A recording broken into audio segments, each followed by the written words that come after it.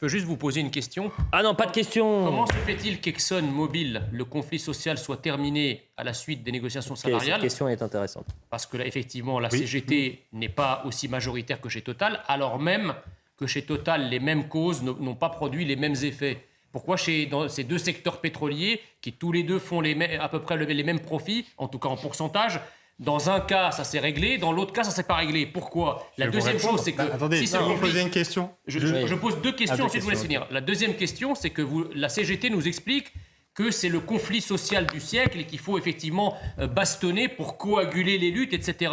Mais dans ce cas-là, que fout Philippe Martinez en Palestine ? Pourquoi il ne reste pas ici pour s'occuper de ses salariés ? Qu'est-ce qu'il fait en Palestine ? Ça, je ne sais pas de quoi vous parlez. Non, mais il est en Palestine, là, vous êtes au courant. Donc pour lui, en fait, le grand remplacement est plus important que le grand déclassement. Autant la première question est c'est Émilie qui vous pose une question. Jean, vous y répondez. Bonjour, je m'appelle Émilie. J'aurais aimé savoir en fait combien de temps la grève va durer et exactement quel type de transport est-ce que ça va toucher, les prévisions au niveau des lignes en fait, de métro qui seront touchées ce mardi.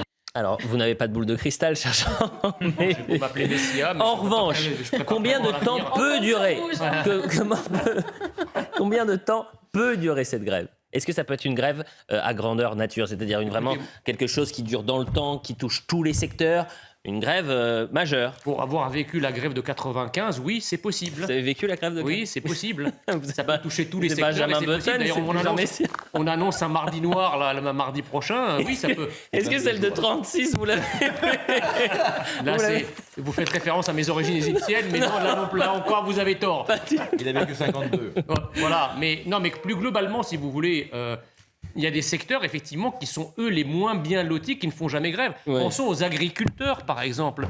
Il y a des dizaines de milliers d'agriculteurs en France qui vivent avec moins de 500 € par mois, qui travaillent 7 jours sur 7 et dont les conditions de travail sont bien plus pénibles que quand vous travaillez à la SNCF ou quand vous travaillez chez Total. Quand est-ce que ces gens-là font grève ? Ils ne font pas grève. La FNSEA, quand même, c'est pas les derniers à se mobiliser. À juste titre sur les conditions difficiles. Je ne parle pas de la FNSEA, je parle des dizaines de milliers... Oui, mais la FNSEA, c'est le syndicat des agriculteurs. Peut-être, mais eux, en attendant, ils ne font pas grève, ils se suicident. Vous comprenez ? Voilà. Bon, William Martinet... Vous en donnez un mauvais exemple, parce que de toute façon, si vous voulez, la situation actuelle n'est pas de nature à être une situation unificatrice ou rassembleuse. Le pays est en crise. Cette crise, on l'avait quand même vu venir. Je veux dire, j'ai entendu tout à l'heure votre confrère Julien Pasquet exhumer des tweets de la France Insoumise d'il y a 2 mois où il disait justement, il pointait du doigt le salaire du patron de Total qui s'était augmenté et qu'il fallait se mobiliser. Donc, il y avait déjà les germes de cette crise il y a déjà plusieurs semaines, sinon plusieurs mois. Alors, les macronistes sont creux en tout. Ils n'ont que le nez qui n'est pas creux, si vous voulez. Ils ne l'ont pas senti venir. Et du coup, ils en sont maintenant au déni. C'est-à-dire, non seulement ils n'ont rien anticipé, mais maintenant ils sont dans le déni. C'est-à-dire que quand on entend Olivier Véran ou les différents membres du gouvernement, il n'y a pas de pénurie, en fait. C'est un sentiment de pénurie, pour paraphraser... le garde des Sceaux.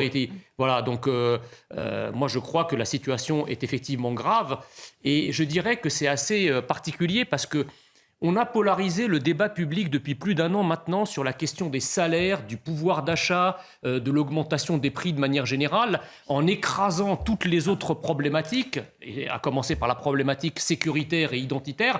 Et c'est exactement par la problématique du pouvoir d'achat et des salaires que le gouvernement se prend en boomerang une crise sociale. Donc ils ont tendu la perche pendant des mois et maintenant les salariés, en tout cas certains d'entre eux, saisissent la perche pour les frapper avec. On va essayer de séquencer. De communication, Jean Messia, lorsque vous êtes président, que vous faites sur votre rémunération plus 52% en 1 an et qu'on réclame une petite ristourne du côté, une grosse ristourne même du côté des salariés, et que vous leur dites non, vous dites on va faire 3,5%, on peut vous rironner, on peut vous dire vous voulez jouer à ça, très bien, on fait grève. Le problème, si vous voulez, c'est que le dialogue social à l'intérieur de Total, il est vicié pour une raison très simple, c'est qu'il y a, les bénéfices du groupe. Le groupe Total est très bénéficiaire, d'accord, mais la branche raffinerie, qui a d'ailleurs été maintenue en France sous la pression politique depuis des années, parce que si elle obéissait simplement aux lois du marché, ça fait belle lurette que les raffineries de France auraient dû fermer.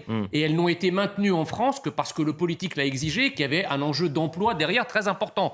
Donc en fait, les salariés, eux, ont les yeux rivés évidemment sur les résultats du groupe et veulent leur juste retour des choses sur les résultats du groupe, sauf que le patron du groupe leur dit « Attendez, c'est vrai que le groupe fait des bénéfices, mais la branche raffinage sur laquelle vous êtes vous perd de l'argent.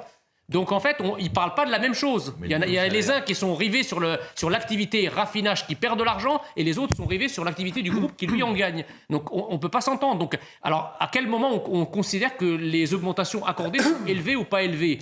Elles sont évidemment élevées si on s'en tient à l'activité de raffinage qui perd de l'argent, mais elles sont évidemment pas très élevées si on regarde les résultats du groupe. Tout l'enjeu du dialogue social interne à Total aujourd'hui se fait sur cette ambiguïté-là. On entendra d'ailleurs dans les déclarations les coups de gueule des Français. Oui, mais est-ce si nouveau ? Je ne sais pas, quand on regarde un petit peu tout ce qui est le dialogue social et les grèves depuis 1945, d'ailleurs c'est à partir de 1945 que les grands secteurs stratégiques français ont été plus ou moins livrés à la CGT. C'est d'où leur pouvoir de nuisance sur à la fois les transports en commun. Jadis, c'était les transports aériens aussi, vous voyez. Donc voilà, donc la CGT a effectivement un pouvoir, d'ailleurs un pouvoir de nuisance qui a déjà ruiné un certain nombre d'entreprises. On se rappelle de l'entreprise Goodyear, par exemple, qui a été ruinée par les revendications exorbitantes de la CGT. Le port de Marseille, qui a complètement, quasiment disparu de son activité au profit d'autres ports à cause de la CGT et de ses revendications exorbitantes. Je crois que la CGT n'est pas un syndicat qui est là pour négocier des hausses salariales. La CGT est là pour négocier une révolution. Voilà. Négocier une révolution, carrément, oui, c'est fort ce que vous dites. Exactement. Donc, si négocier vous voulez, une révolution. Non, mais attendez, demain si je peux vous assurer que si d'entrée de jeu, la direction de Total avait lâché 10% d'augmentation, vous pouvez être sûr que la CGT aurait fait un mouvement de grève pour en réclamer 15, arguant du fait que le PDG de Total, lui, s'est augmenté de 52%. Donc vous voyez, alors maintenant, si vous voulez, ce qui est dommage, c'est que lorsque le patron, ce qu'il faut quand même être juste, lorsque le patron de Total s'octroie une augmentation de 52%, il aurait pu d'entrée de jeu, et s'il n'a pas la perspicacité de le faire de lui-même, le gouvernement aurait pu lui rappeler, d'entrée de jeu, octroyer 6 ou 7% d'augmentation. Je veux dire, c'est pas le Pérou. On a voulu faire preuve de radinerie et on se prend encore une fois le boomerang dans la tronche. Mobilisation générale, un peu à la gilet jaune. Vous y croyez, Jean Messia ? C'est tout à fait possible. Et l'argument qui consiste à dire que ces syndicats sont non seulement minoritaires, mais qu'en plus ils ne sont pas légitimes, ne tient pas la route si l'on regarde l'histoire sociale de la France. En France, les syndicats, en tout cas depuis une quarantaine d'années, ne sont plus représentatifs. Par contre, c'est toujours, comment dirais-je, la petite flamme qui allume la mèche de la poudrière. Et évidemment, la poudrière a d'autant plus de chances d'exploser qu'elle est déjà éminemment chargée. Et là, en l'occurrence, la CGT, qu'est-ce qu'elle va rechercher ? Elle va rechercher à profiter de l'essence pour faire partir le pays dans tous les sens, si je puis me permettre. Oui. Et donc de généraliser, de faire tache d'huile sur l'ensemble du pays. Et comme il y a quand même une colère latente dans le pays, c'est pas impossible. Et ça sera l'heure de vérité de la politique budgétaire du gouvernement qui, rappelons-le, a déversé des tombereaux de pognon sur l'économie française dans le cadre du quoi qu'il en coûte, du bouclier tarifaire, etc. Si effectivement ça prend, à ce moment-là, ça sera un échec patent de la politique économique du gouvernement. Non, je disais qu'à supposer que le PDG de Total se soit trompé, qu'il n'ait pas anticipé. Bon, il y a eu effectivement un rapport de force. Maintenant, il y a une augmentation de 6,5% qui est 7% qui est accordée avec également plusieurs milliers d'euros de primes.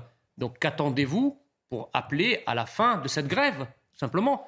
Parce que vous ne pouvez pas nous dire il faut des augmentations salariales. Elles ont été accordées, je suis d'accord. L'inflation, elle n'est pas à 10%, même si sur les produits de première nécessité, effectivement, l'inflation est plus importante. Mais quand même, là maintenant, il faut raison garder, il faut appeler. Là, ils ont reçu quand même des augmentations substantielles par rapport à d'autres secteurs d'activité qui, eux, ne bénéficient pas de ces augmentations-là. Et donc maintenant, la raison voudrait que vous appeliez à arrêter ce mouvement. Il ne vous a pas échappé que sur la dernière année qui vient de s'écouler, la question du pouvoir d'achat, de la hausse des salaires, des fins de mois difficiles, du frigo pas assez rempli, ce sont quand même des thématiques qui ont écrasé l'ensemble des autres thématiques. Même la thématique du grand remplacement de l'identité de la sécurité qu'Éric Zemmour avait tenté d'imposer dans le débat a été complètement effacée par la problématique sociale et le pouvoir d'achat. Donc vous ne pouvez pas dire qu'on n'en a pas parlé quand même. Mais cher Jean, je vous rappelle que ça s'est tellement imposé ce genre de thématique que quand Total